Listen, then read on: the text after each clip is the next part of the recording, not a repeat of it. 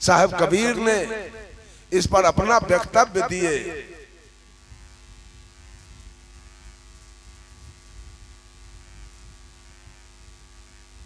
ब्रह्म बराकी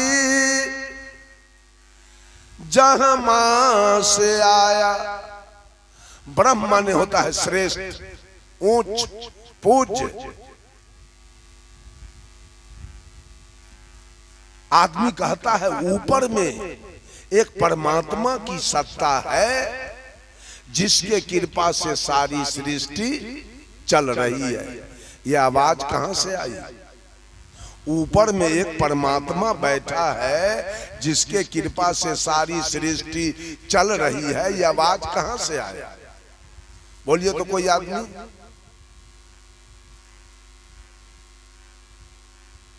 कोई आदमी नहीं बोलेंगे।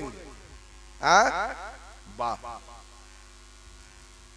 सबका जवाब यही देने वाले।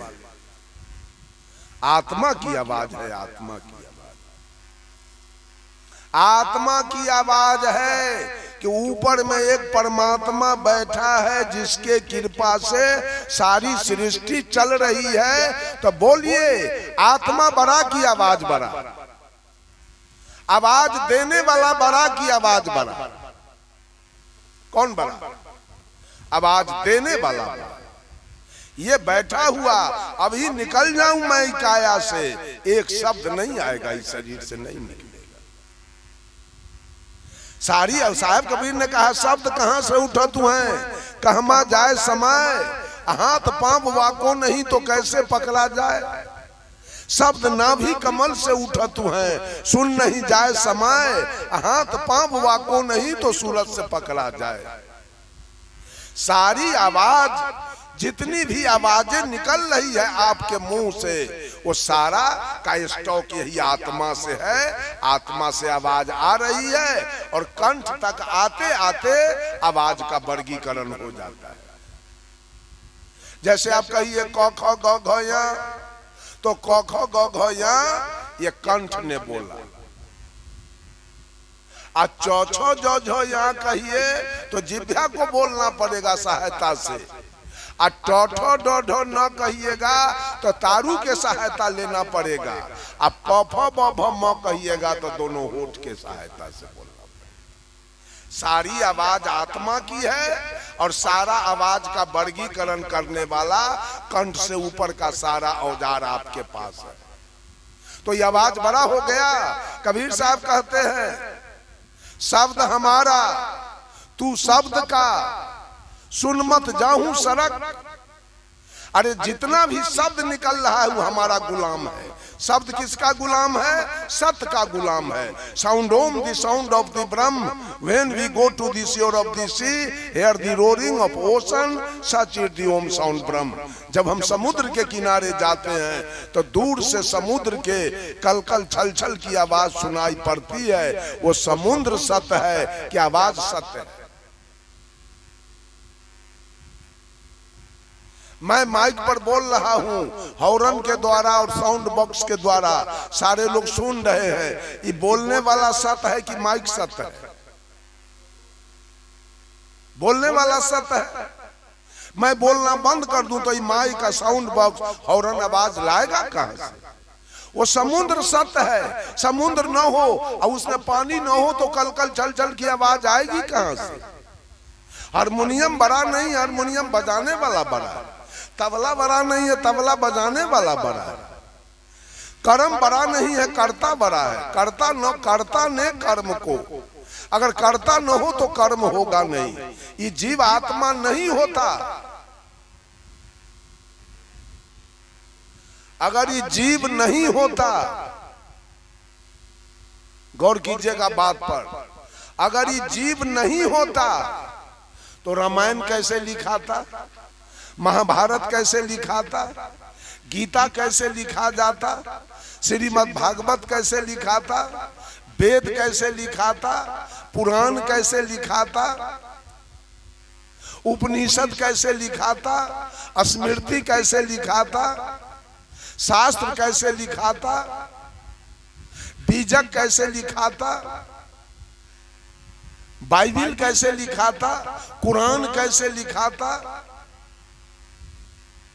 सारे ग्रंथ में जो आप लिखी हुई बात देखते हैं वो किसकी बात लिखी गई है? आत्मा की बात लिखी गई है। अगर एक भी मानव इस धरती पर नहीं होता तो आप लोग ईमानदारी से बोलिए एक भी ग्रंथ का निर्माण हो जाता है? नहीं ना होता। तो सारे ग्रंथ का बाप कौन है? यही। और सारे ग्रंथ को लिखने वाला कौन है? यही। आज लिखा हुआ बात हम लोग कहता है ये मंत्र का जाप कीजिएगा तो सहज मुक्ति मिल जाएगा, तुरंत वैकुंठ चले जाइएगा, तुरंत स्वर्ग हो जाएगा, ये मंत्र का जाप कीजिएगा। मंत्र आया कहां से? मन तो मेरा गुलाम है, मैं नहीं हूं तो मंत्र कहां से आएगा? अगर जीव न हो तो मंत्र कहां से आएगा? ओम भूर्भुवः स्वः तत्सवितुर्वरेण्यम भर्गो देवस्य धीमहि धियो यो न प्रचोदयात् कहां से आएगा? साहब कबीर कहते हैं ओंकार है वेद के मूला, ओंकार में सब जग झूला, ओंकार आदि जो जाने लिखी और मेटे ताही सो माने। ओम बोर्ड पर लिखने वाला कौन होगा? बोर्ड पर ओम कौन लिखेगा? बोलिए, लिखेगा कौन? आदमी। और मिटाएगा कौन? तो बड़ा कौन हुआ? लिखने वाला कि ओम बड़ा हुआ? लिख के मिटा देने वाला बड़ा है कि ओम बड़ा है? जरा माथा को ठीक कर दीजिए बंधुओं।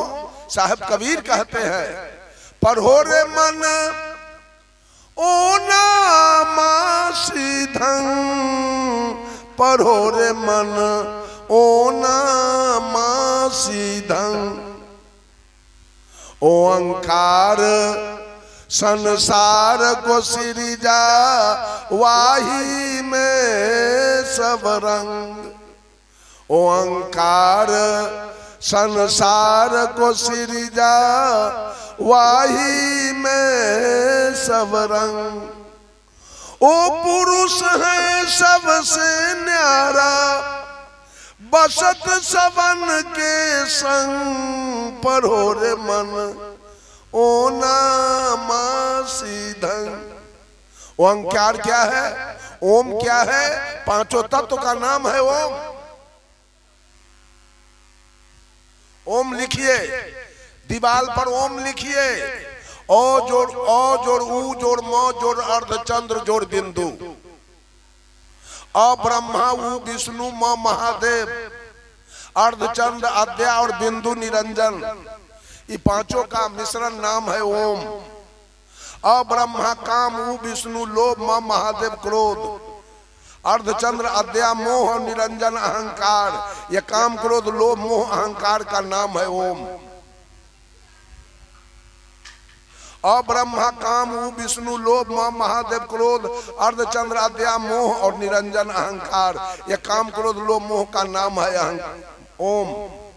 अब्रह्मा का इंद्रियानी लिंग, ऊ विष्णु का इंद्रियानी जिह्वा, म महादेव इंद्रियानी का इंद्रियानी आंख, अद्या का इंद्रियानी नाक और निरंजन का इंद्रियानी कान, ये पांचों का नाम है ओम। तो आंख रूप देखना चाहता है, कान शब्द सुनना चाहता है, नाक गंध लेना चाहता है, मुंह जिह्वा स्वाद लेना चाहता है और त्वचा स्पर्श करना चाहता है। स्पर्श के फेरा में हाथी मरता है, गंध के फेरा में भौरा मरता है, शब्द के फेरा में मिर्गा मर जाता है, रूप के फेरा में मक्खी मर जाती है और जिह्वा के फेरा में मछली मर जाती है। इसी का नाम तो पांचों का मिश्रण नाम ओम है। ओम हमारा कल्याण कहाँ करने वाला है? यही तो तीनों भाई का नाम है ओम। साहब कबीर कहते हैं ओंकार संसार को सिरजा, उसी पांचों तत्व से धरती का रंग पीला है, आकाश का रंग नीला है, वायु का रंग श्वेत है, अग्नि का रंग लाल है और जल का रंग हरा है। यही अग्नि तत्व है महादेव, जिसको हम महादेव कहते हैं। जल तत्व है विष्णु, वायु तत्व है ब्रह्मा और अग्नि तत्व है महादेव। यही पांचों तत्व से मेरा शरीर बन के तैयार हुआ। साहब कबीर ने कहा ओंकार संसार को सिरजा, वाही में सब रंग, पांचों रंग इसी में है। लेकिन वो पुरुष है सबसे न्यारा। वो कौन पुरुष है? ये जो बोल रहा है, इस शरीर से बिल्कुल अलग है, इसका कोई संबंध नहीं है। एक दिन संजोग बना तो शरीर लेके आया है और एक दिन शरीर छोड़ के ही निकल गया। जैसे करेंट कोई माइक से हारमोनियम से कुछ लेना देना नहीं है। करेंट को आटा चक्की से और तेल पेरने वाला मशीन से उसका कोई रिश्ता नहीं है। केवल वो अपना सत्ता दिया है तो सारे मशीन चल रहे हैं, काम हो रहा है। उसी तरह से ये आत्मा ने इस शरीर को अपना सत्ता दिया है तो आंखें देख रही है, कान सुन रहा है, नाक सुगंध दुर्गंध ले रहा है, मुंह बोल रहा है, खा रहा है, त्वचा स्पर्श कर रहा है। जिस दिन आत्मा इसको छोड़ देगा, आंख की क्रिया बंद हो जाएगी, कान की क्रिया बंद हो जाएगी, नाक का क्रिया बंद हो जाएगा, जिह्वा का क्रिया बंद हो जाएगा और त्वचा का क्रिया भी बंद हो जाएगा। इसी के फेर में पड़े हैं